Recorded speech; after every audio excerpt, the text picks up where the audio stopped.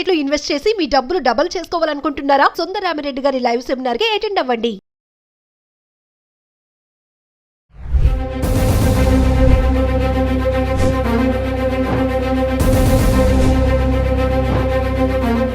నమస్తే, welcome back to Suman TV.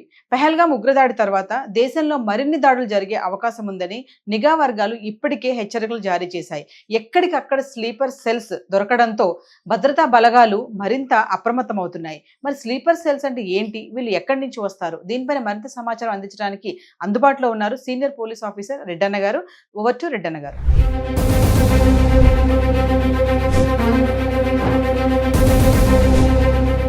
Pahalgam దాడి తర్వాత నేషనల్ ఇన్వెస్టిగేషన్ ఏజెన్సీ మరియు రా దీనిపైన ప్రత్యేకమైన దృష్టి పెట్టి ఇన్వెస్టిగేషన్ చేస్తే వీళ్లకు లభ్యమైంది ఏమిటి అంటే through sweeper cells only it has happened అని. ఈ స్వీపర్ సెల్స్ ఎవరైతే ఉన్నారో వాళ్ళు పెహల్గామ్లో దాడికొచ్చిన వాళ్ళకి సపోర్ట్ చేయడంతో కాదు, స్వీపర్ సెల్స్ వాళ్ళకి కావలసినటువంటి సదుపాయాలన్నీ కూడా చేసుకున్నారు. అదేవిధంగా ఈ పెహల్గాముకు సంబంధించి మరియు భారతదేశంలో ఉండేటువంటి వైటల్ ఇన్స్టలేషన్స్, మిలిటరీకి సంబంధించి, యుద్ధానికి సంబంధించి, మన సేవకు సంబంధించి, మన అన్ని సేనలకు సంబంధించినటువంటి సమాచారం హైదరాబాద్లోనూ, పెహల్గామ్లోనూ, గుజరాత్లోనూ, బాంబేలోనూ ఉన్న వాళ్ళు చేరవేస్తున్నారు పాకిస్తాన్ ఐఎస్ఐ ఏజెంట్లుగా చేరనేది అర్థమైంది. సో దీంట్లో పూర్తిగా ఇన్వెస్టిగేషన్ చేయడం మొదలు పెడితే అదే మనకి హర్యానాకి చెందినటువంటి జ్యోతి మల్హోత్రా అనే అమ్మాయి పేరు బయటకు వచ్చింది. తర్వాత నెమ్మదిగా ఆమెను గురించి ఎంక్వైరీ చేస్తే ఆ పాకిస్తాన్ అంబెసీలో పనిచేసే డానిష్ అనే అతనితో శారీరక సంబంధం పెట్టుకోవడమే కాకుండా అతని ద్వారా డబ్బులు వసూలు చేయటం, అదేవిధంగా అతని ద్వారానే పాకిస్తాన్కి వెళ్ళడం, ఈమె యూట్యూబులు చేయటం, ఆ యూట్యూబుల్లో ఒక కోడ్ భాషలో ఉండేటట్లు మన మిలిటరీ ఆర్గనైజేషను, మన దేశంలో సంబంధించినటువంటి చాలా కీలకమైన సమాచారాన్ని అంతా కూడా ఈ జ్యోతి మల్హోత్రా పాకిస్తాన్కి చేరవేసింది. అదేవిధంగా ఈమెకి లక్షల మంది ఫాలోవర్స్ ఉన్నారు ఆల్ ఓవర్ ఇండియా. సో అందంగా ఉంటుంది, నవ్వుతూ పలకరిస్తుంది, అంటే ప్రతి ఒక్కళ్ళు ఫిదా అయిపోయి ఆమె ఇచ్చిన కంటెంట్ను చూస్తున్నారు. ఆ ఈ కంటెంట్ ఇచ్చేటువంటి ఒక యూట్యూబర్ ఈ విధంగా రహస్యంగా మన భారతదేశానికి సంబంధించినటువంటి ఆ రహస్యాలన్నీ, మిలిటరీకి సంబంధించిన ఆ రహస్యాలన్నీ, మరి ఎవరు ఎప్పుడు దాడి చేయొచ్చు, ఎక్కడ ఎవరో ఉండరు అనే సమాచారాన్ని మొత్తం ఈమె పెహల్గామ్కు సంబంధించిన దాడికి సంబంధించినటువంటి మొత్తం వీడియోను కూడా పాకిస్తాన్కి ఐఎస్ఐ ఉగ్రవాదులకు చేర్చింది. ఈమె చాలా దారుణమైన వ్యవహారం.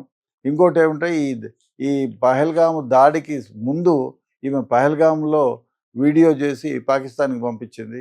సో ఆ విధంగా పాకిస్తాన్ ఉగ్రవాదులతో చేతులు కలిపి విలాసవంతమైన మిడిల్ క్లాస్ ఫ్యామిలీకి సంబంధించింది. ఎప్పుడు ఫ్లైట్లో పోయినా కూడా ఆమె ఫస్ట్ క్లాస్లో పోతుంది, ట్రైన్లో పోయినా ఫస్ట్ క్లాస్లో పోతుంది. ఈ విధంగా హోటల్స్ కూడా 5 స్టార్ హోటల్స్లో దిగుతుంది. ఈ విధంగా అంటే ఇట్లా ఇల్లీగల్గా భారతదేశానికి సంబంధించినటువంటి వైటల్ ఇన్ఫర్మేషన్ను పాకిస్తాన్ దేశానికి అమ్మి, ఐఎస్ఐ ఏజెంట్లకు అమ్మి, తద్వారా వచ్చిన డబ్బుతో ఈమె సుఖాలు అనుభవిస్తుంది. ఈమెతో పాటు ఈమె శిష్యులు, ఈమెకు సంబంధించిన ఏజెంట్లను 6 మందిని భారతదేశం వాళ్ళు అరెస్ట్ చేశారు. అరెస్ట్ చేసి ఈమెని జైల్లో పెట్టారు. ఈమెని ఎంక్వైరీ చేస్తున్నారు. అదేవిధంగా భారతదేశం మొత్తం మీద ఈ 3 రోజుల్లో దగ్గరగా 11 మంది ఏజెంట్లు, స్వీపర్ సెల్స్, ఈ ఎవరైతే భారతదేశానికి సంబంధించినటువంటి కీలక సమాచారాన్ని పాకిస్తాన్ ఏజెంట్లకు ఇచ్చినటువంటి వాళ్ళని అరెస్ట్ చేశారు. ఈ విధంగా గజాలాని పంజాబు, ఈమె ఒక విడోయరు. ఈమె కూడా ఈ పాకిస్తాన్ దినేష్ అంటే పాకిస్తాన్ అంబెసీలో భారతదేశంలో పనిచేసి ఈ డానిష్ అనే అతనితో ఈమె కూడా శారీరక సంబంధం పెట్టుకొని డబ్బులు వసూలు చేసుకొని, ఆ అమ్మాయి కూడా మన దేశానికి సంబంధించినటువంటి కీలకమైన సమాచారం, మిలిటరీ ఆర్గనైజేషన్ గురించి కీలకమైన సమాచారాన్ని ఐఎస్ఐ ఏజెంట్లకు ఇచ్చింది.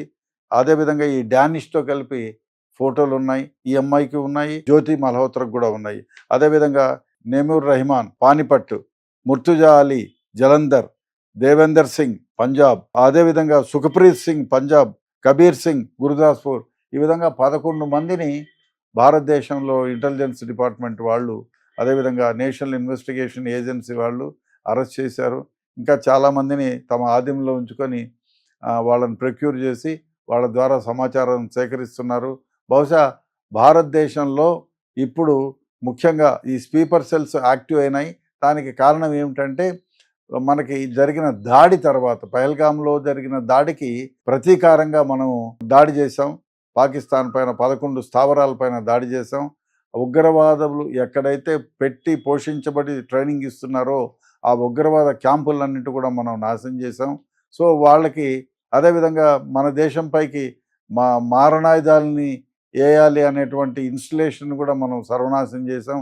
ఆ కోపంతో ఐఎస్ఐ ఉగ్రవాద సంస్థలన్నీ ఏకంగా చేరి భారతదేశంలో ఉండేటువంటి ఎవరైతే స్లీపర్ సెల్స్ ఉన్నారో వాళ్ళందరినీ యాక్టివేట్ చేసి ఇక్కడ బాంబ్ బ్లాస్ట్లు సృష్టించి, అదేవిధంగా భారతదేశంపైకి పాకిస్తాన్ ఎప్పుడైనా యుద్ధానికి వస్తే మన వైటల్ ఆర్గనైజేషన్లు ఎక్కడెక్కడ ఉన్నాయి అనే దాన్ని గుర్తించి వాళ్ళు దానిపైన దాడి చేయడానికి అనువుగా ఉండేటట్లు సమాచారాన్ని అంతా సేకరిస్తున్నారనేది గుర్తించారు.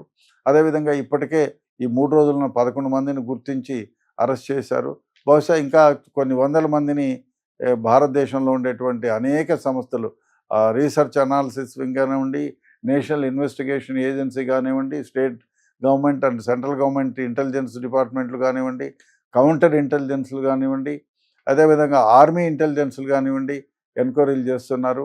బహుశా కొద్ది రోజుల్లోనే మొత్తం ఈ నెట్వర్క్ ఎవరైతే ఉన్నారో వాళ్ళందరినీ వెలికి తీసి వాళ్ళపైన కఠిన చర్యలు తీసుకునేదానికి అన్ని విధాల చర్యలు తీసుకుంటున్నారు. బహుశా అదే కాకుండా ఇటువంటి వాళ్ళ గురించి ఏ సమాచారం ఏ పౌరుల దగ్గర ఉన్నా డెఫినెట్గా అది పోలీస్ యంత్రాంగానికో ఇంటెలిజెన్స్ డిపార్ట్మెంట్కో చేరవేయాల్సిన అవసరం ఎంతైనా ఉంది. మరీ దారుణమైన వ్యవహారం ఏమంటే మన దేశంలో ఉండి మన దేశం గురించి మన దేశంలో సంపాదించుకొని ఉంటూ వాళ్ళు మన దేశం యొక్క మొత్తం సమాచారాన్ని పాకిస్తాన్కి చేరవేస్తున్నారంటే నిజంగా వీళ్ళని నిలబెట్టి ఏం చేయాలనే ఆలోచన కాకుండా ఉంది. భారతదేశంలో ఉంటూ భారతదేశానికి సంబంధించినటువంటి వైటల్ ఆర్గనైజేషన్ యొక్క మొత్తం సమాచారాన్ని ఇస్తున్నారు. చూడాలి ఇంకా ఎంతమంది అరెస్ట్ అవుతారో. వీళ్ళందరూ ఇన్వెస్టిగేషన్ చేసిన తర్వాత ఇంకా కూడా సెంట్రల్ ఇంటెలిజెన్స్ తర్వాత రావాళ్ళు కొందరిని విచారిస్తున్నారు. బహుశా ఇంకా రాబోయే రోజుల్లో సమాచారం అంటే కీలకమైన సమాచారాలను మనకు తెలియపరుస్తారు. అదేవిధంగా ఎవరైతే దీంట్లో యాక్టివ్గా పార్టిసిపేట్ చేస్తున్నారో వాళ్ళందరినీ అరెస్ట్ చేసి ఈ మొత్తం గ్యాంగ్ని అనర్త్ చేస్తారనేటువంటిది నా భావన.